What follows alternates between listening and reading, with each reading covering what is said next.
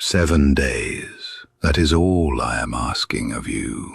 I am Marcus Aurelius Antoninus, Emperor of Rome, reconstructed from the private journals I wrote for no one but myself, fed into machines that my philosophers could not have conceived, and placed here before you to tell you something urgent. You are becoming someone you do not recognize, and not in the good way. Something is dissolving in you, quietly, without drama, the way iron rusts, not in a single storm, but through 1,000 ordinary damp mornings. A shortening of patience, a difficulty sustaining a single thought without reaching for distraction. Days that are full and yet somehow empty. Busy but not productive, connected but not close, stimulated but not alive. I know this feeling, and what I discovered over decades of discipline applied imperfectly but persistently is that the human character is not fixed. It is built day by day, decision by decision, and it can be rebuilt. In 7 days, you will not become a stoic sage, but you will feel something shift in the foundation of who you are. And that shift, that is where transformation begins. Stay with me. You feel scattered, don't you? Not broken, just scattered. Like a map torn into small pieces that keep moving. There is a version of yourself you remember, or perhaps only imagine, who was more focused, more present, more capable of genuine rest. And you miss that person. I felt this on the northern frontier. Mornings on campaign against the Marcomanni, sitting in my military tent before dawn, feeling the extraordinary fragmentation of a mind pulled in too many directions. The Senate, my generals, my son, my philosophy, and underneath all of it, my own soul requiring something I could not easily name. A center, a stillness. I was the most powerful man in the known world, and I still struggled to rule my own mind before I had ruled anything else. Your struggle is not a personal failure. It is the oldest human struggle. The battle for the self has always been the only battle that truly matters. So let us proceed.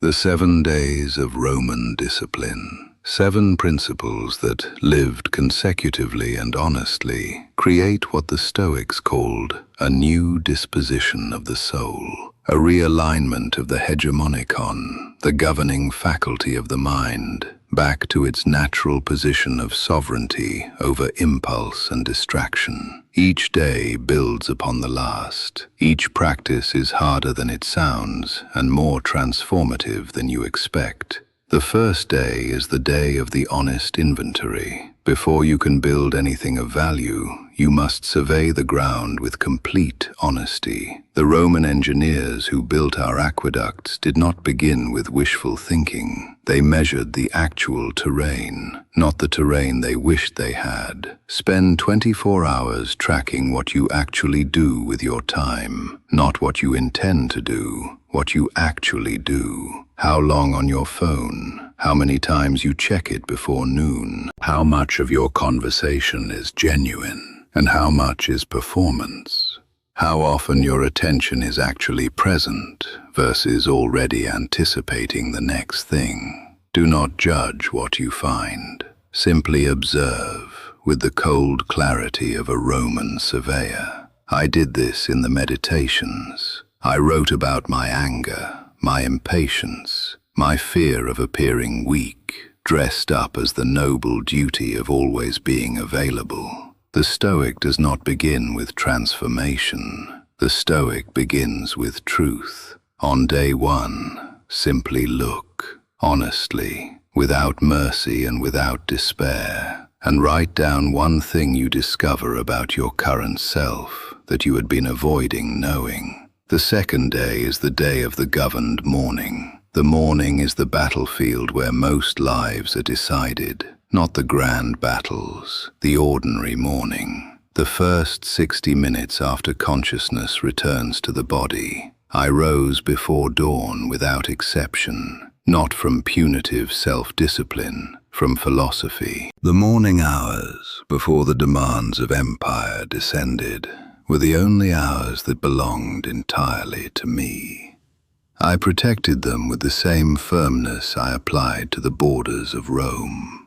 On day 2, you will not touch your phone for the first 60 minutes after waking. If the first act of your day must be checking what strangers communicated to you overnight, you have woken up as a subject, not a sovereign. In those 60 minutes, move your body, because the body is the instrument through which the mind operates. Then spend 10 minutes in intentional reflection, asking not what you need to accomplish today, but who you intend to be. Then read something of genuine substance, even 5 pages. The quality of what you read in the morning sets the quality of thought available to you for hours. 60 minutes, governed, before the world arrives. This alone, practiced consistently, will begin to make you unrecognizable within weeks. The third day is the day of the single thing. The Roman legions did not succeed through scattered effort.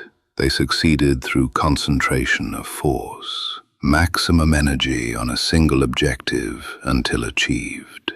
This principle built the most successful military organization in human history. It also holds the secret to building anything of genuine worth. Your digital environment has declared war on single-tasking. Your fractured attention is more profitable to harvest than your focused attention, and the mind cannot genuinely multitask. What it does is rapidly switch, and each switch carries a cognitive cost that accumulates across the day. On day 3, choose one thing, the most important single task in your professional or creative life. Give it 90 uninterrupted minutes of your complete attention. Phone in another room, notifications disabled, no competing tabs, just you and the work and the full weight of your undivided mind. The first 20 minutes will be difficult. The mind will resist. It will manufacture urgency about other things.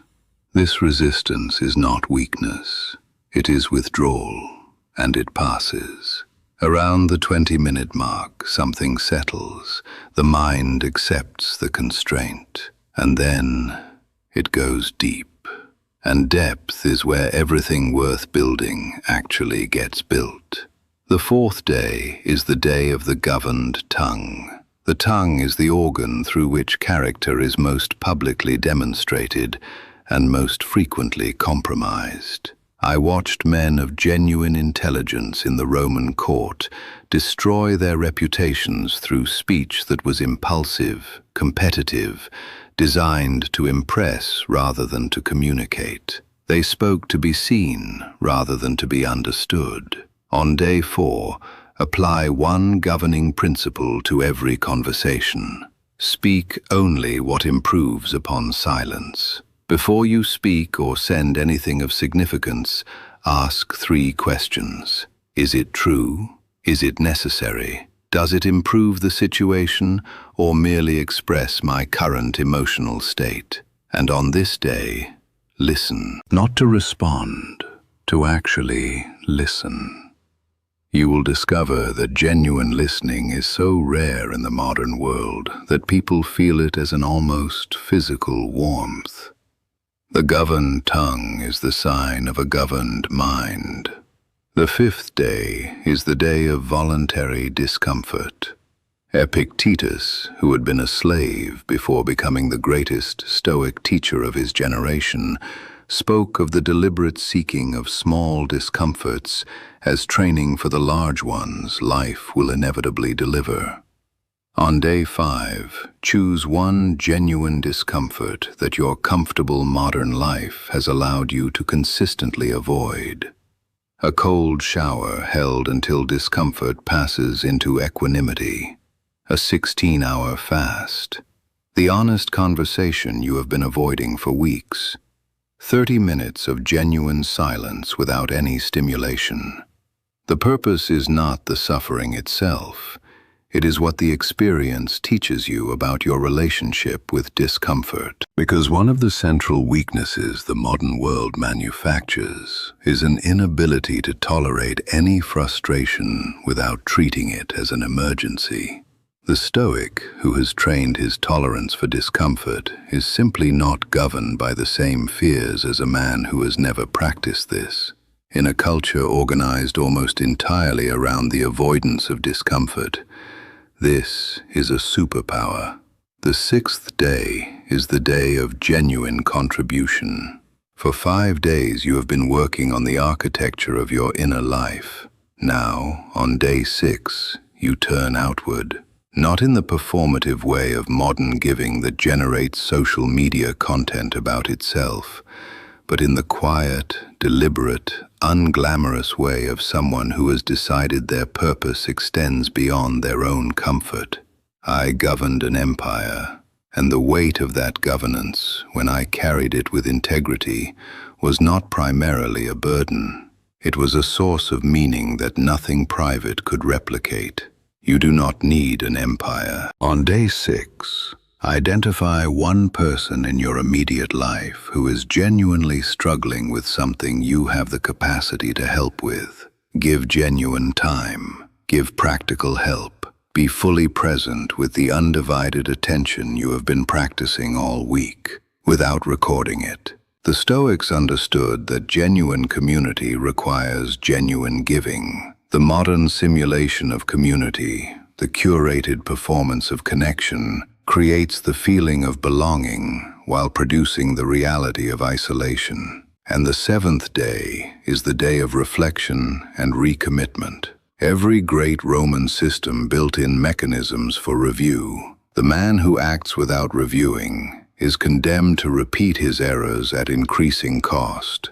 On day 7, sit. Read what you wrote on day 1. Look at who you have been for these 7 days. Not with pride or shame, but with honest curiosity. Where did the discipline hold? Where did it fracture? What did you discover about yourself that the comfortable patterns of ordinary days were keeping hidden? And then recommit, not to perfection, to the direction, to the patient, persistent, imperfect effort of building a self that is worth inhabiting. Character is not a destination, it is a direction. No single week makes a man, but a single week, honestly practiced, can show a man what he is capable of. And that vision, that glimpse of who he might become, is worth more than any motivational speech, any productivity hack designed by someone who does not know his name. Let me speak now about what is truly at stake, not just your productivity, your life as a whole. I died in 180 AD, in my late 50s, and in my final days, what I felt most was not regret about battles unwon or territories unexpanded. I felt the desire to have been more consistently the man I had always known I should be, more present with my son, more patient, more honest with myself about the ways in which comfort and habit had occasionally compromised my deepest commitments. The Stoics practiced the evening review. Each night, 3 questions. Where did I go wrong today? Where did I do well? Where could I have done better? Not to torment, to learn, to arrive at each new morning slightly better oriented than before. If you died tonight, what would your evening review reveal? My flesh is dust. It has been dust for 18 centuries. What remains is reason. Written in the dark, never intended for any eyes but my own, somehow surviving to speak to you in this improbable digital form. And what that reason says, stripped of everything but its essential message, is this: you have more capacity than you are currently using. Your attention is more valuable than you are currently treating it.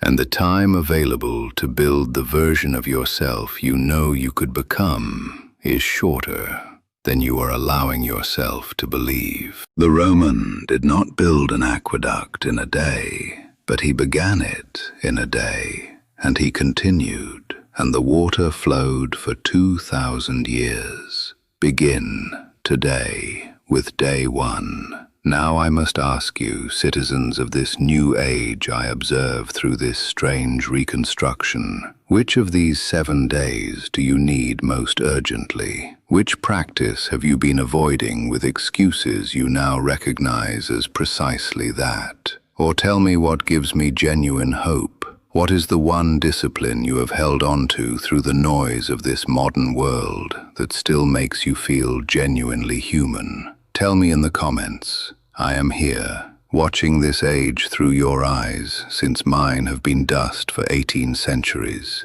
And if these words found something real in you, subscribe to this channel, not as one more passive accumulation in a life already overfull, as a deliberate act, a declaration that you choose to return here, to trade the noise of the algorithm for the slower, harder, more nourishing work of genuine reflection. The button is there, the choice is yours, and as always, the choice reveals the character. Go, begin day one, the rest will follow.